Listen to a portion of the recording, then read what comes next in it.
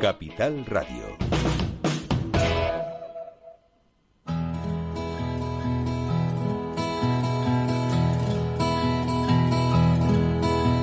Comienza La Caja de Pandora.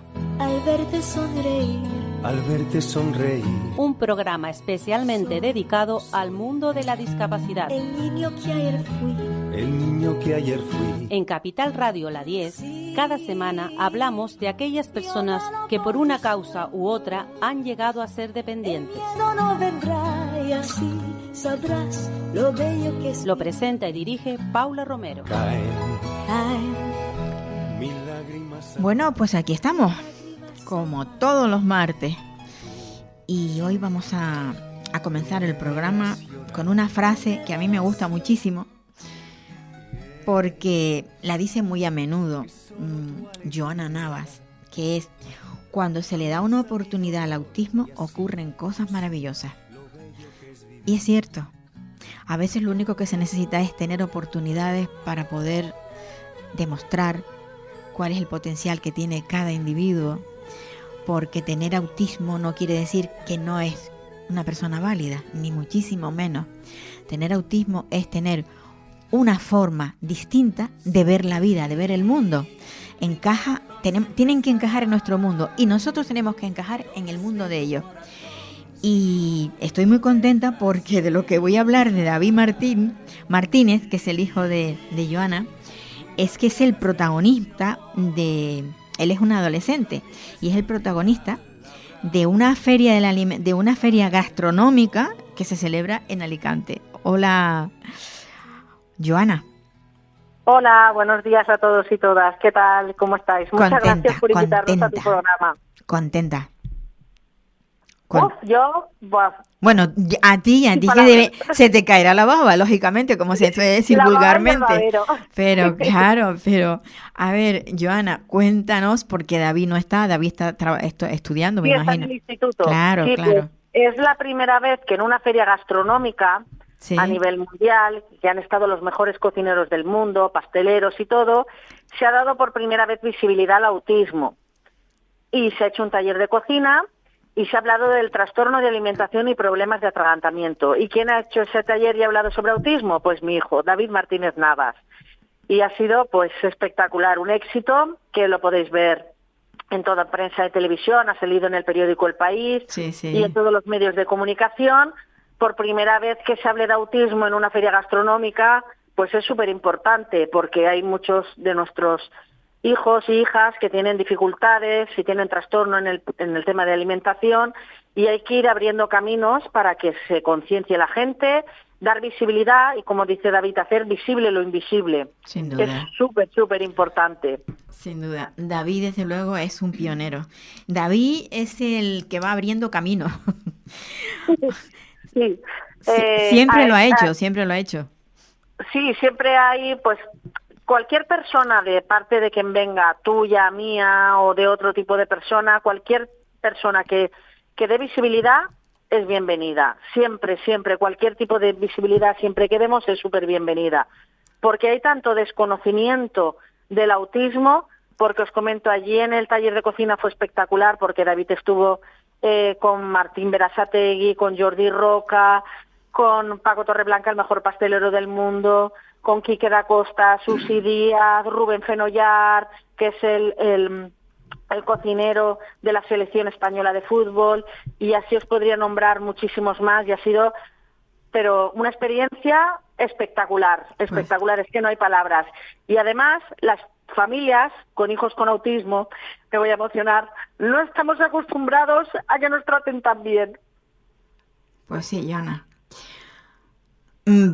Entiendo tu emoción, la entiendo. No estamos acostumbrados a que den tanta visibilidad y que la gente se porte también con nosotros. Muchas familias, me entenderéis. Y tanto. Es tanto que te entendemos, ya lo creo. Se agradece mucho, y ver que hay tanto cariño, que han hecho una verdadera inclusión, que mi hijo sea como el resto. Llevaba su chaquetilla de mejor cocinero con su nombre bordado, igual que el resto, ha estado cocinando con los demás, han tenido un tacto y una exquisitez para que mi hijo se sintiera uno más, han cubrido todas sus necesidades especiales, individuales, y eso es maravilloso, maravilloso. Sin lugar a Es decir, dudas. que yo animo a la familia de que lo estamos haciendo entre todos, lo estamos haciendo bien. Algo estaremos haciendo bien Sin duda. cuando se van abriendo esos caminos. Sin lugar a dudas. ¿Y cómo está David? Uy, David está como se dice contento? aquí en la Comunidad Valenciana, desvanit. Está súper contento, súper emocionado. Ahora tiene mucho, está agotado mucho emocionalmente porque han habido más de 100.000 personas, es mucha gente, muchas cámaras, mucha prensa, mucha televisión, porque estaban todos los medios de comunicación de toda España, mucha gente que se le presentaba, que le pedía autógrafos, que se pedía fotos. Imaginaros, para una persona que no tiene dificultades, ya es un agobio, un estrés, una ansiedad, pues para una persona que tiene dificultades es complicado. También contaré que allí, en una ponencia de David le dio, como dice, el mamá me ha dado un triqui-traca, pues que le dio una crisis de las suyas, ¿vale? Sí, entonces yo lo pasé mal, porque David lo pasa mal, pero es bueno porque dimos visibilidad a algo que no se ve. Es decir, cuando las familias lo vivimos, estas crisis en casas día a día, es la que la gente no ve. Solamente ve lo bueno, hay que ver también la otra parte. Entonces es bueno que en parte vean lo que vivimos las familias día a día. ¿Y que es algo, estabas tú presente cuando le dio la sí, crisis? estábamos los dos. Ajá. Estábamos todos, estábamos encima del escenario, David haciendo una ponencia. Ujú. ¿Y Nos estaba mirando mucha gente. cómo fue la reacción de la gente?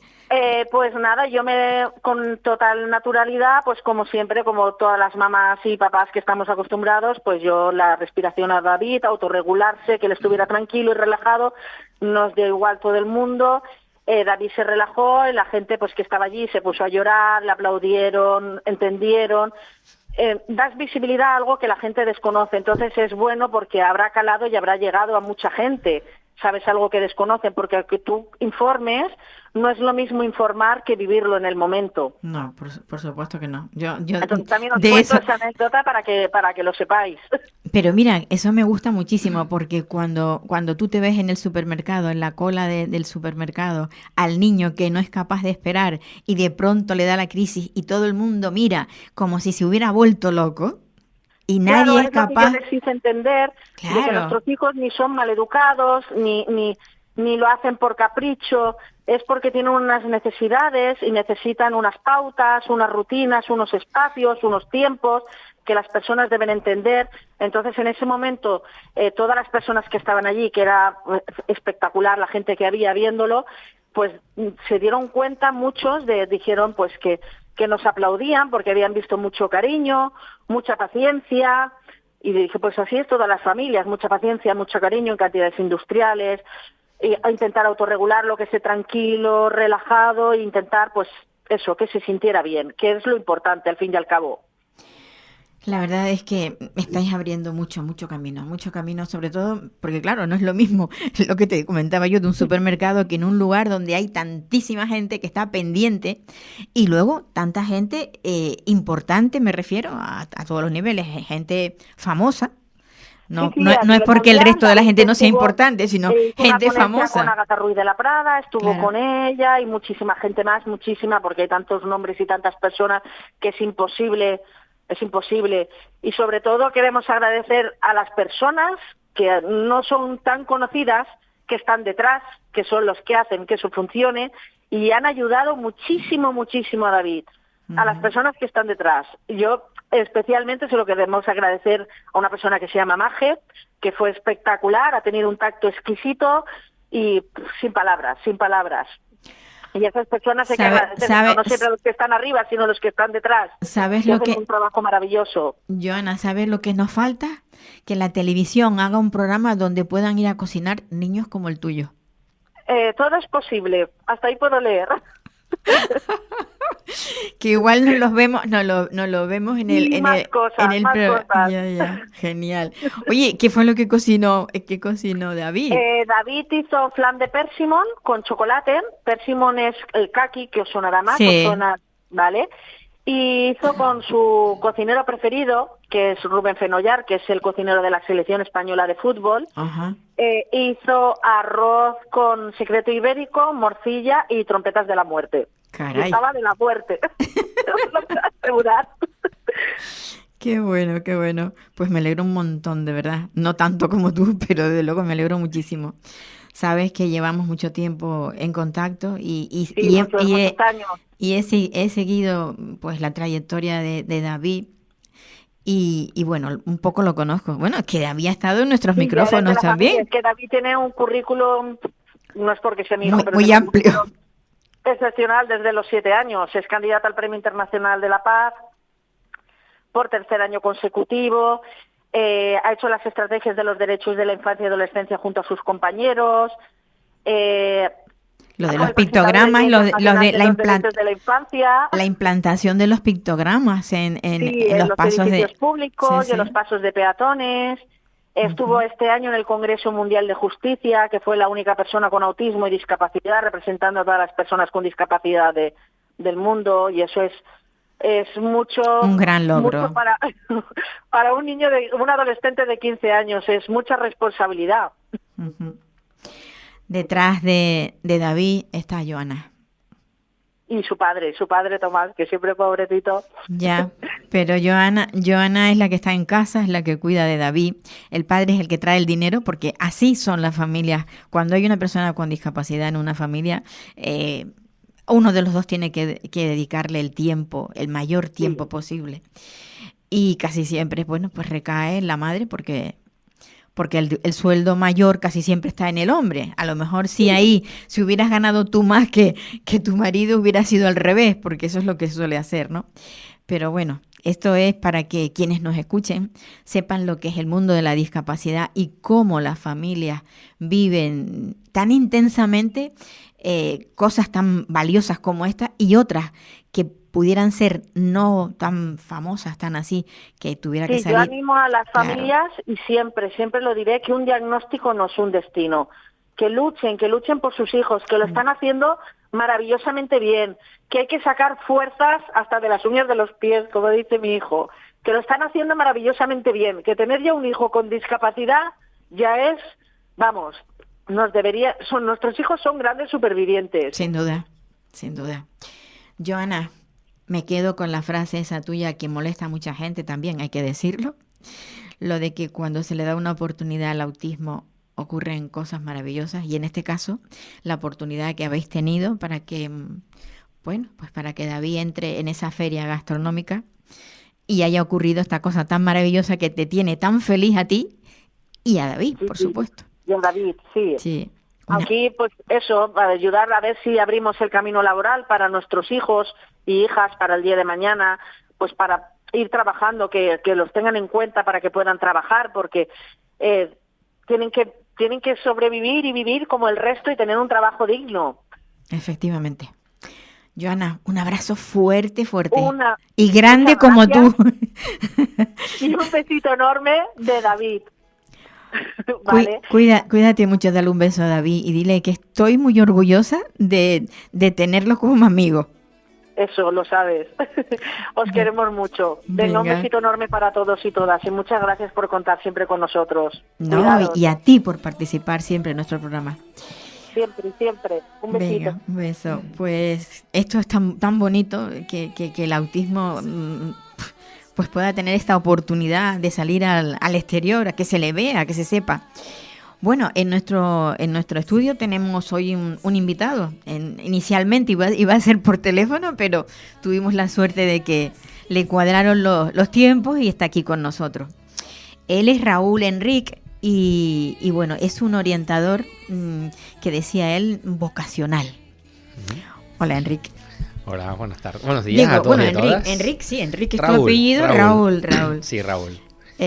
Tú eres orientador y estás viendo como Paula, como Joana, sí. Una gran orientadora. Sí, sin duda.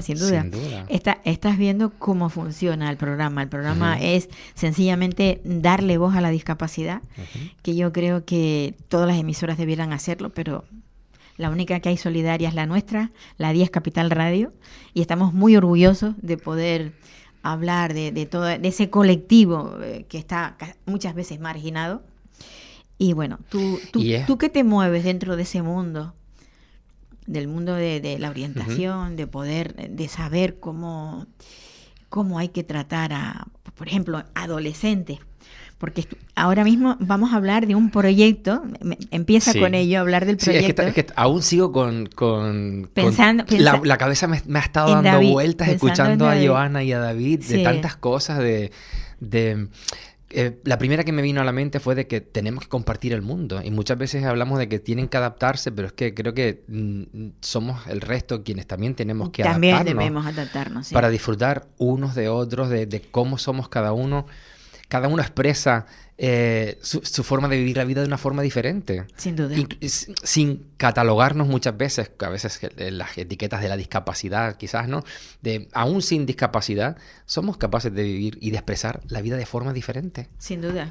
Dentro de esa supuesta capacidad, ¿no? Y claro, viéndolas, todo lo que ha logrado David, eso de discapacidades, que tiene una supercapacidad, que con 15 años... tenga o haya logrado o esté logrando todo lo que está haciendo, es parte también de un trabajo muy importante de orientación, de apoyo, de cariño de esas personas que están a su alrededor. Y quizás, fíjate, a lo mejor la discapacidad hoy en día también tendríamos que incluir la falta de familia, la falta de cariño. También. Eso también podríamos decir que es una discapacidad, el no tenerlo, al fin y al cabo, porque estamos viendo a David todo lo que ha logrado. Por eso le decía yo, detrás de David está Joana. Exacto. Es que no ha parado. Y Tomás, su padre, que también lo dijo, que está por ahí. Sí, pero bueno, es que es Joana.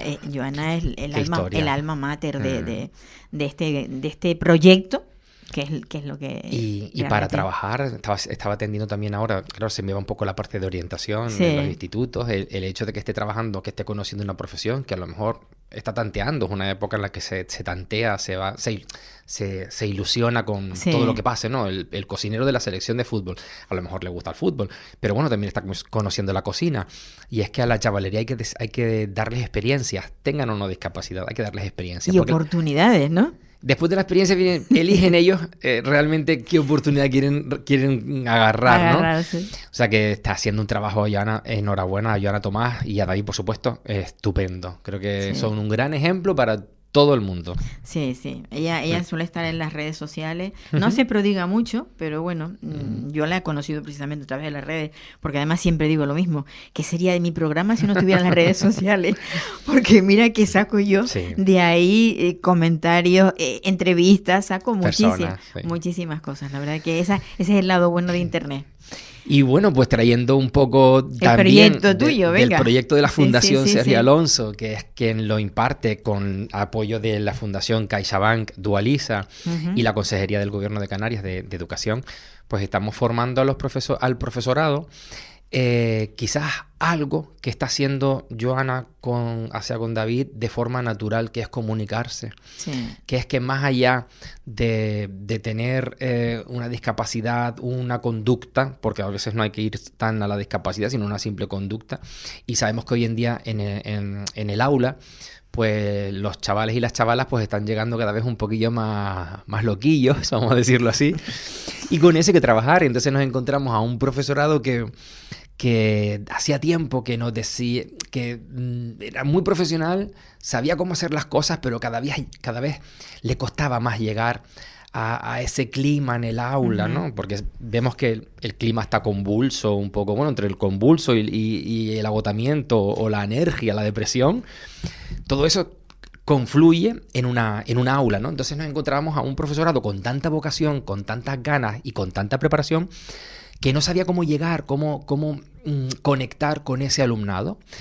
Pues surge esta iniciativa que a través de la Fundación Sergio Alonso pues nos hemos puesto poquito a poco a construir. De hecho, llevamos la 3ª edición de este proceso de formación con el profesorado. ¿Es la 3ª? Sí. Este año damos la 3ª. ¿Todas en Gran Canaria? Empezamos en Gran Canaria. Vale. Hicimos un proceso de escucha al profesorado del resto de Canarias, porque a esa primera convocatoria en Gran Canaria se apuntaron profesores y profesoras de todas las Islas Canarias. Claro, entonces dijimos, este año se hace en Gran Canaria, pero el año que viene la necesidad está en todas las islas, está en todas las aulas. Claro. Y a raíz de eso, pues escuchó la Fundación Sergio Alonso al profesorado ya con el que estábamos trabajando. Y bueno, pues se hizo la convocatoria tanto en Gran Canaria como en Tenerife, provincia de Las Palmas y provincia de Santa Cruz de Tenerife.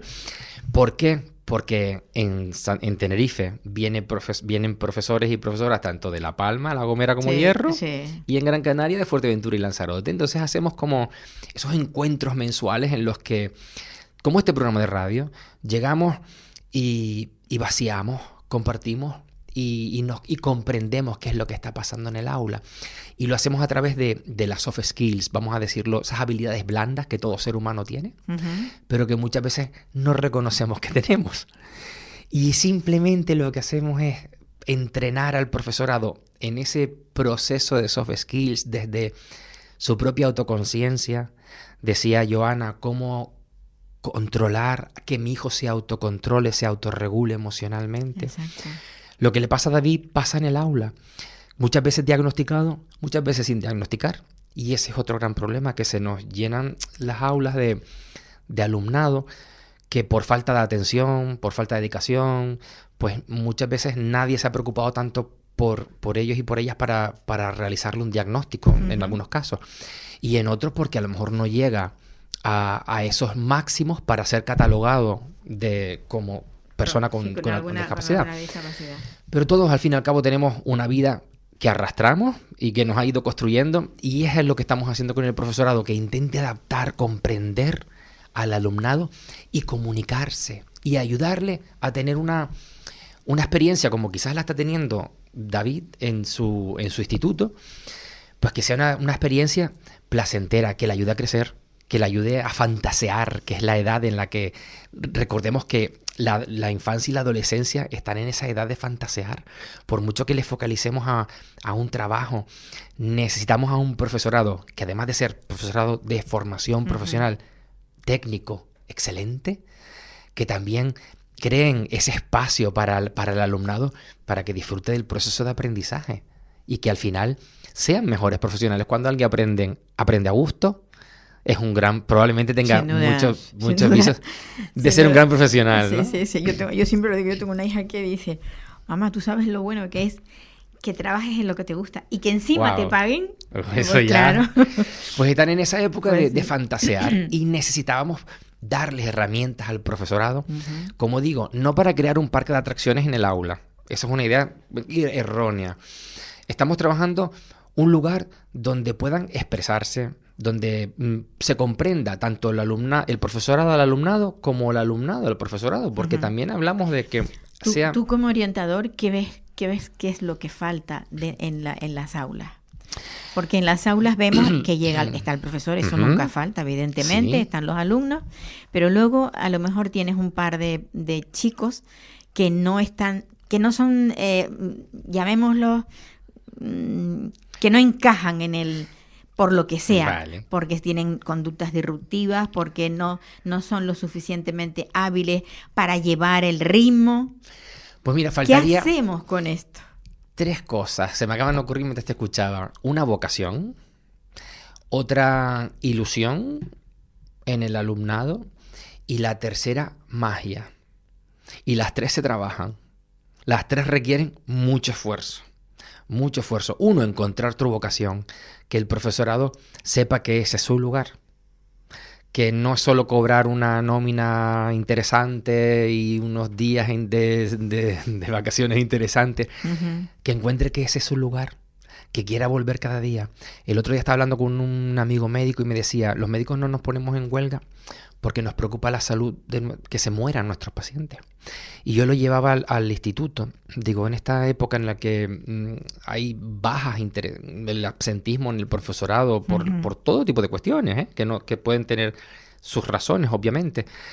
Pero a un médico le cuesta mucho levantarse de su silla. Le cuesta muchísimo ir a la huelga. Ahora que están en pelea, en lucha más que pelea, les cuesta muchísimo por sus pacientes. Y yo creo que cuando uno encuentra su vocación, te preocupas por tu alumnado. Al final tu alumnado son tus pacientes. Y su vida, no a corto plazo, sino a largo plazo, depende de ti. No, yo te puedo asegurar, porque conozco mucho profesorado, que tienen ganas de trabajar y les gusta, y cuando terminan su clase están contentos con lo que han logrado. Lo que pasa que el tiempo material es que no les da, porque además piensa el profesorado, cuando llega a su casa, y lo sé por experiencia, tienen reuniones online, fuera del tramo de... Luego tienen que corregir los exámenes, preparar la tarea del día siguiente. O sea, es mucho Paula, trabajo. Y son muchos niños y es mucho trabajo. El sistema maltrata. Todo sistema. El sistema educativo maltrata a los profesionales que trabajan. El sistema sanitario maltrata también. Pero yo te voy a decir algo. Mi madre se divorció con 10 años y ella salía a promocionar café al supermercado, al sur de la isla, y regresaba a las 10 de la noche. Y ahora todos queremos un trabajo hasta las 3. Por eso la vocación hace que tú vivas tu profesión, incluso más allá del aula, que disfrutes investigando, que disfrutes enriqueciendo tu vida con muchos aspectos que tú consideras que tienen que ver con tu trabajo, pero sin que los consideres trabajo. Con lo cual la vocación no quiere decir que yo soporte todo el maltrato de un sistema, sino que también debe de estar. Es como una apreciación que debería de estar. No estudiar una carrera y porque no tengo trabajo ponerme a dar clases. Porque claro, a lo mejor eres un excelente o una excelente arquitecta, pero por no tener trabajo de arquitectura vas a dar clase a un instituto. De matemáticas. O de matemáticas. Entonces nos vemos, claro, vocación. Tenemos que ayudar al profesorado también, al que tiene la vocación, darle herramientas que soporte dentro del sistema.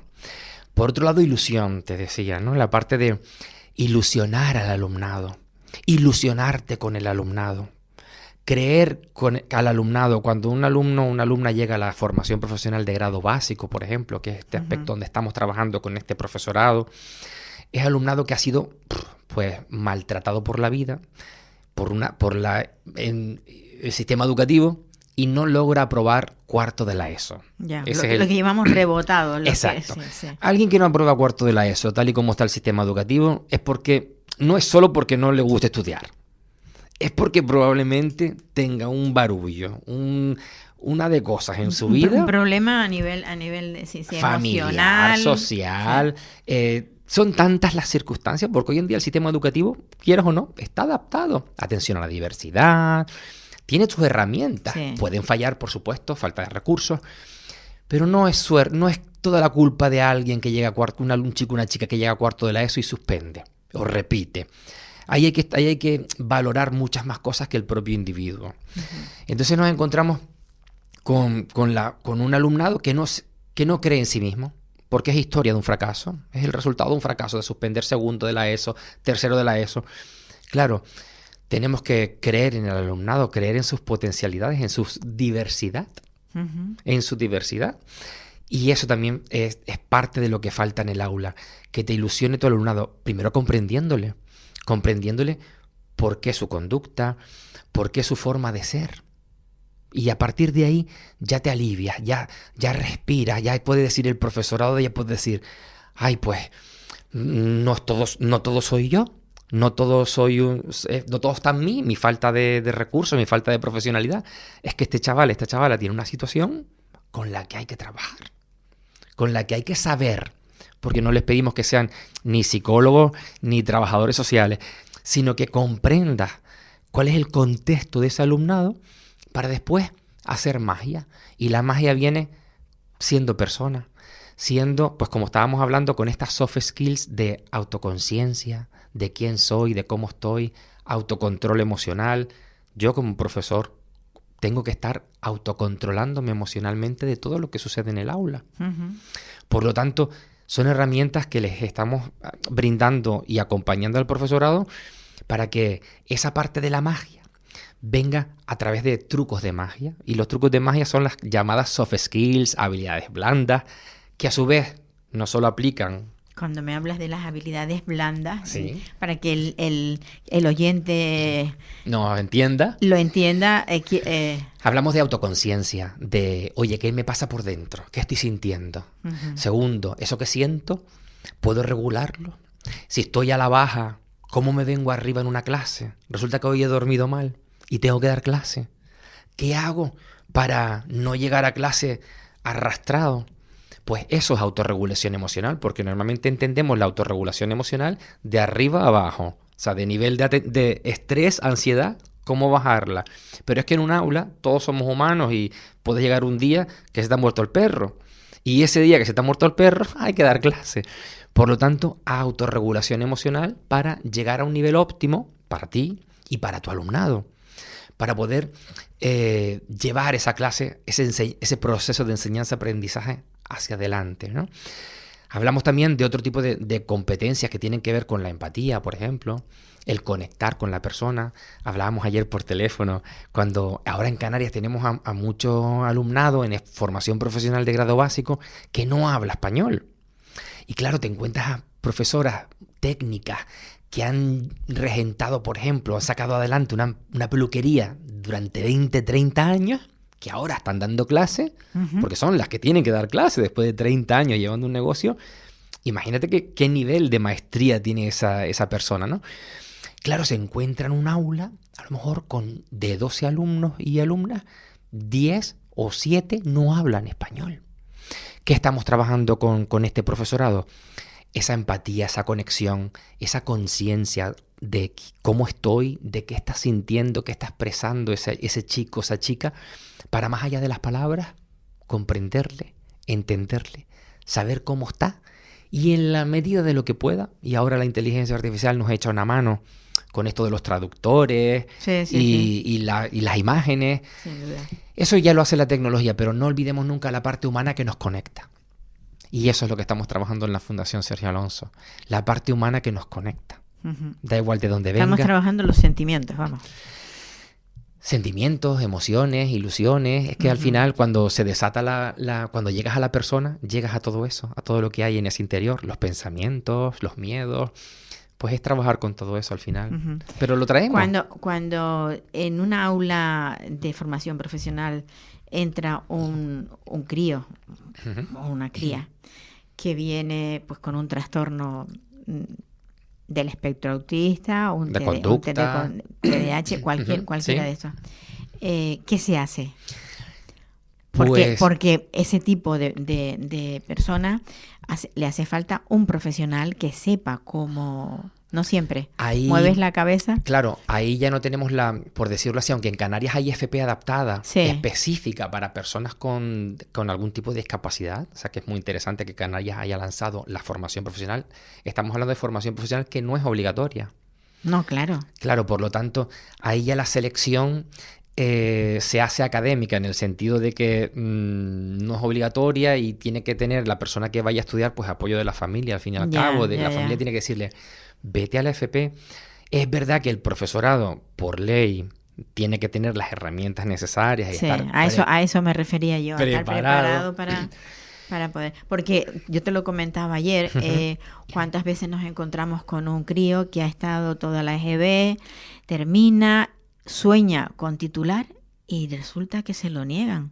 Y es que imagínate la frustración de la persona, del crío, y la de la familia. Titularla eso, la enseñanza secundaria obligatoria, ¿me entiendes? Entonces, vale, tenemos la FP, la formación profesional de grado básico. Por eso luego caen allí, porque dicen, bueno, si no han titulado aquí, a lo mejor teniendo la EGB, entrando aquí. La ESO. Bueno, la ESO. Sin tener la ESO, la EGB la que hicimos nosotros. Sí. Teniéndola, efectivamente. Entonces dices... la formación profesional de grado básico para estas personas, o cualquier persona, que no haya podido certificar u obtener el grado en enseñanza secundaria, o sea, cuarto de la ESO, te ofrece una opción que, desde mi punto de vista, no solo personal, porque yo precisamente no saqué la enseñanza general, ¿cómo era? La EGB... Enseñanza general básica. Yo no la saqué. Yo le hablo a los chiquillos hoy en día, se los digo, le digo, chiquillos, a los que están en la básica, a lo mejor que vienen un poco... Entonces, ¿cómo accediste a ser orientador? Fui a formación profesional. Ajá. En aquel entonces era grado medio, hoy en día sería grado básico, pues el grado medio a lo mejor sería el grado básico, porque yo tenía lenguaje, matemáticas, historia, y además, pues bueno, me metí en administración. Sería lo que hoy en día es la FP básica de grado de administración. Ajá. Yo lo hice en su época. por una asignatura. Yo no probé matemáticas y dije, yo no voy a repetir octavo otra vez, todo completo. Pues decidí irme al instituto. Ahí hice primero del grado medio, el grado superior. Me fui fuera, al final me fui a estudiar inglés fuera, regresé, hice máster, hice carrera. Ahora me hice el ciclo de integración social. Ajá. Otra vez volví a la formación profesional y ahora estoy en una segunda carrera. Entonces, al final, es también decirle a las familias que la formación profesional te permite llegar a donde llega todo el mundo. Sí, sí. Y sí que puedo decir que la formación profesional de grado básico, además de ayudarte a certificarla eso, te va profesionalizando ya con 15, 16 años. Con lo cual, si luego empatas el grado medio con la básica, el grado medio y un grado superior, llevas 6 años de especialización. Uh-huh. Y es lo que Canarias está pidiendo. Profesionales especializados y no tanto universitaria. Salvo que nos vayamos a dedicar a la investigación o a la dirección. Pero aquí hay pequeñitas y medianas empresas. España es un país de pequeñas y medianas empresas.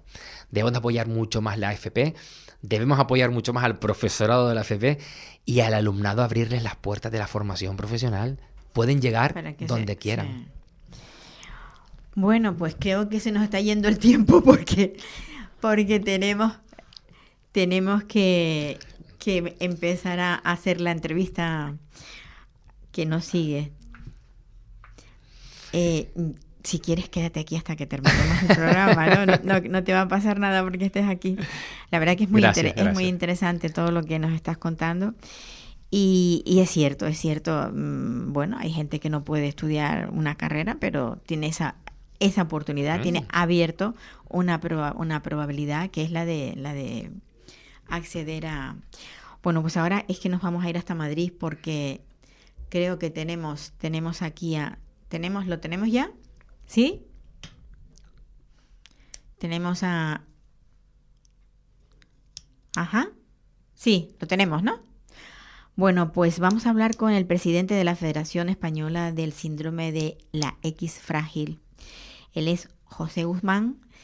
Y bueno, nos va a hablar un poco del trabajo que se hace a través de la fundación y también anunciarnos que en Valencia se van a celebrar unas jornadas para visualizar lo que es el síndrome. Hola, José. Hola, buenos días. Gracias por pues acceder a nuestra entrevista. Porque me imagino que el tiempo no sobra cuando se dirige una federación así, hay bastante trabajo por hacer, ¿verdad? Sí, pero gracias a vosotros por permitirnos salir a la luz y algo que es muy importante para dar a conocer la problemática de este trastorno. Uh-huh. Pues a mí me gustaría, lo hemos dicho en otra ocasión, pero me gustaría que nos dijeras exactamente ¿qué es ese síndrome? Pues, a ver, el síndrome X frágil está considerado como una enfermedad rara. Es un trastorno genético y hereditario. Y permíteme que recalque la palabra hereditario porque eso supone que puede aparecer en varias ramas de la familia. Con lo cual, el problema es bastante importante. Entonces, se produce por la falta de una proteína. La falta de esa proteína da lugar a una serie de problemas asociados y quizás no. Evidentemente, el más notorio y el más grave es que produce discapacidad intelectual de leve a grave. Entonces, eso es muy sucintamente lo que es el síndrome X frágil. Uh-huh. ¿El síndrome se puede averiguar antes del nacimiento que el niño va a tener? Bueno, si dices tú que es hereditario, supongo que a la hora de la gestación se sabrá si va a venir o no va a venir ese crío con el síndrome. Sí. O sea, existe un diagnóstico prenatal. A eso me refería. Claro, lo que ocurre que, bueno, pues por ser medianamente sinceros, el hacer un cribado, por decirlo de alguna manera, de toda la población prenatal para ver si tienen el síndrome o no es bastante complejo, por no hablar ya de temas económicos. Lo que sí es cierto que si durante la gestación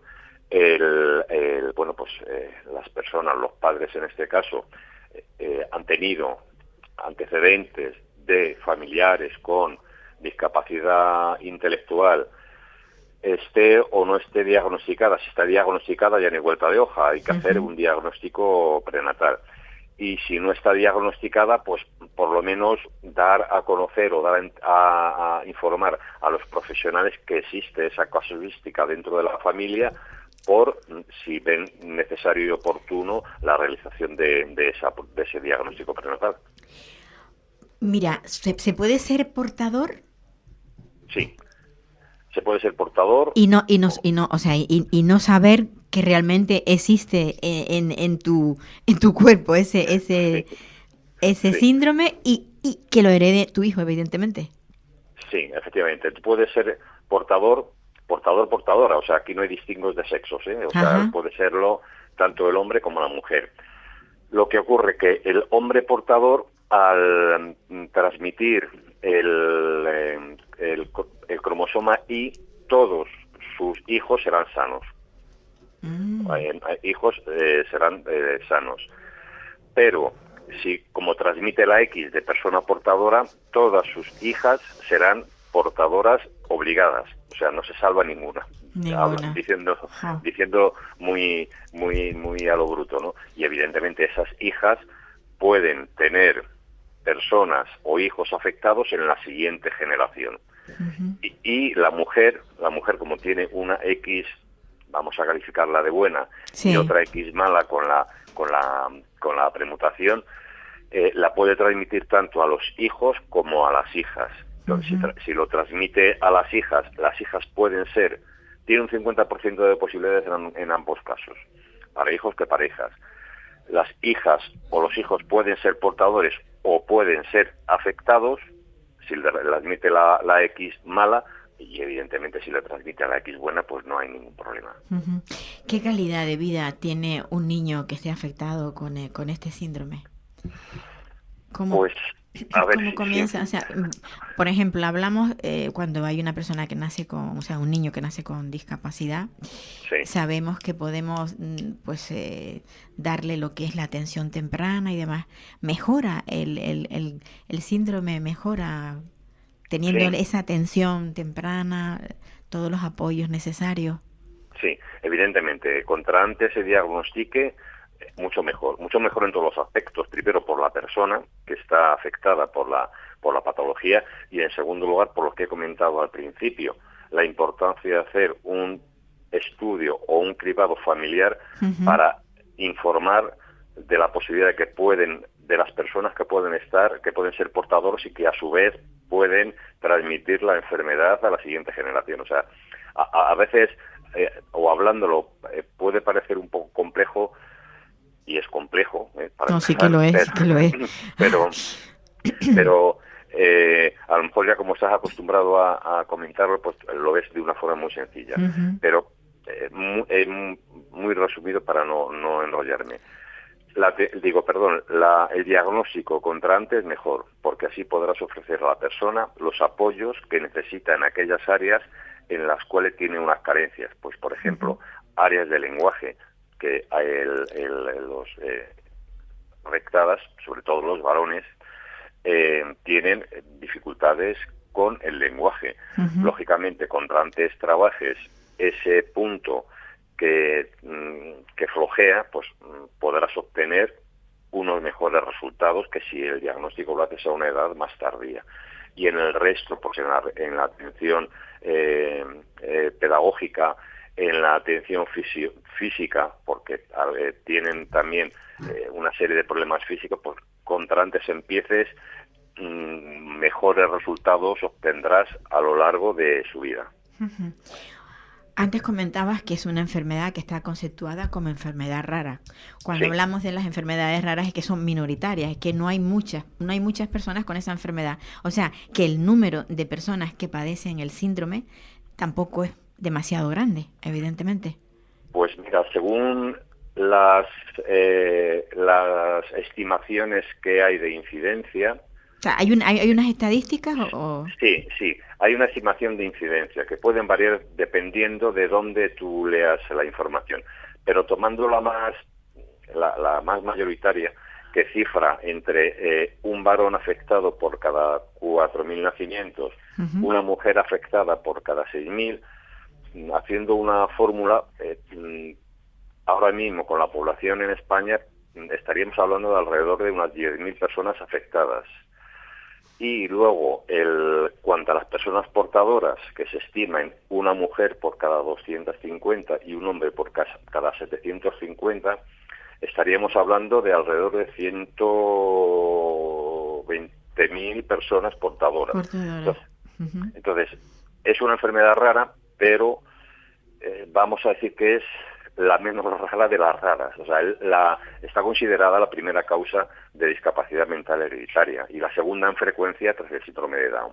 Entonces, evidentemente, los números no dan para dejar, más que dejar, para no estar considerada como rara o como frecuente, sí, claro. Pero tiene una incidencia, vamos a decir, interesante o importante. ¿Y a nivel de investigación? Sí, ¿En qué punto ¿En qué punto está la ciencia en cuanto a este síndrome? Porque si ya se sabe que es un gen, o sea, ya se sabe lo que es, pero ¿qué se puede aportar? ¿Qué se puede hacer para que realmente varíe esta situación genética?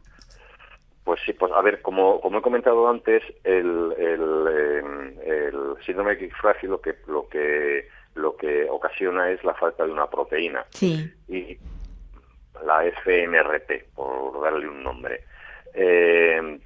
Si pensamos de una forma así muy básica, diríamos, bueno, pues si falta una proteína, démosela, ¿no? La completamos, claro. pero no es tan sencillo, porque tiene una serie de repercusiones en todo el organismo bastante importantes. Entonces, lo que se está haciendo ahora a nivel de investigación, o lo último que hay, se está trabajando en Estados Unidos para algunas de las características o peculiaridades o problemas que ocasionan el síndrome X frágil, el irlos modulando o irlos moderando. Y aquí en España, antes de final de año, también se va a poner en marcha un estudio clínico por parte de una empresa que se llama Conecta Therapeutics, que está también diseñado o enfocado pues a modular o a ayudar a la plasticidad de las neuronas cerebrales. Entonces, en ese momento están ahí ese es el punto actual. Que luego haya teorías de terapia génica y todo esto, pero de momento no se han puesto en práctica. Tampoco hay mucho dinero, no se invierte demasiado tampoco en la investigación, la verdad que esa es la gran pena, ¿no? Pues sí.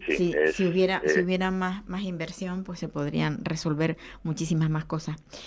Tenéis ahora aquí a la vuelta de la esquina unas jornadas. Sí. Unas jornadas de concienciación y sobre todo de dar visibilidad al síndrome. Sí. ¿Cada cuánto tiempo hacéis esto? Porque ahora mismo la vais a celebrar en Valencia, ¿no? Efectivamente. ¿Cada cuánto tiempo hacéis este tipo de eventos para que quien no conozca el síndrome por lo menos tenga idea de qué va el problema?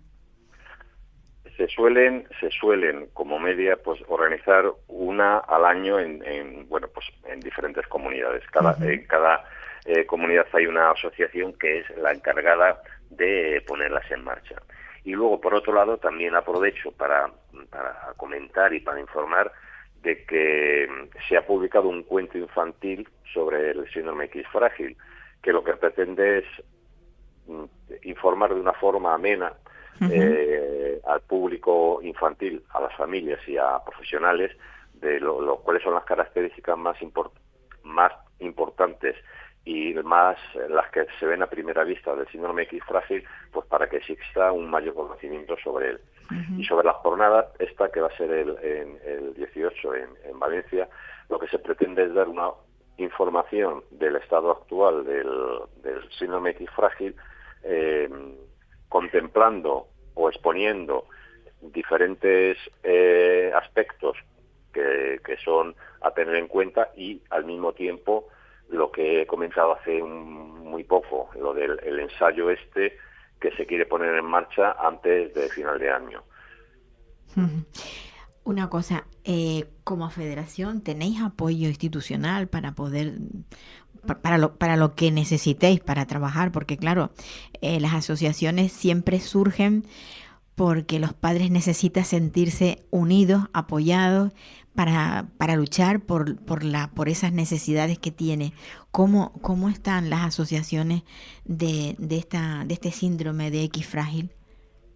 ¿Se sienten abandonados o se está...? Yo creo que el mundo asociativo en general, cuando digo en general, sobre todo con que atiende o que bajo su paraguas están personas con discapacidad intelectual, lo tiene muy difícil. O sea, lo tiene muy difícil porque faltan medios, es así de claro, no hay que darle vueltas. Faltan medios, pues, para mantener como tal la estructura de la entidad, y luego, por otro lado, pues para organizar actividades o acciones que sean visibles a la sociedad en general y a las administraciones de cuál es la población que tú estás atendiendo, cuáles son sus necesidades y qué es lo que pides. Entonces, sería necesario, igual que en la investigación, es muy importante dotar de medios económicos para que se desarrolle en nuestro campo. Más humildemente, tampoco nos vendría mal un apoyo económico. Efectivamente. ¿Qué necesidades tiene, por ejemplo, tenemos un niño con X frágil en un colegio? Sí. ¿Con qué necesidades se encuentra en ese colegio? ¿Necesita un profesor de apoyo? ¿Necesita un auxiliar para que le traslade, le lleve, le traiga? ¿Qué es lo que necesita?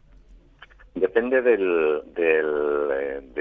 cuál sea su afectación, porque varía. Hay una variación. El problema ya que estamos hablando del X frágil, me imagino que en otras patologías ocurrirá lo mismo.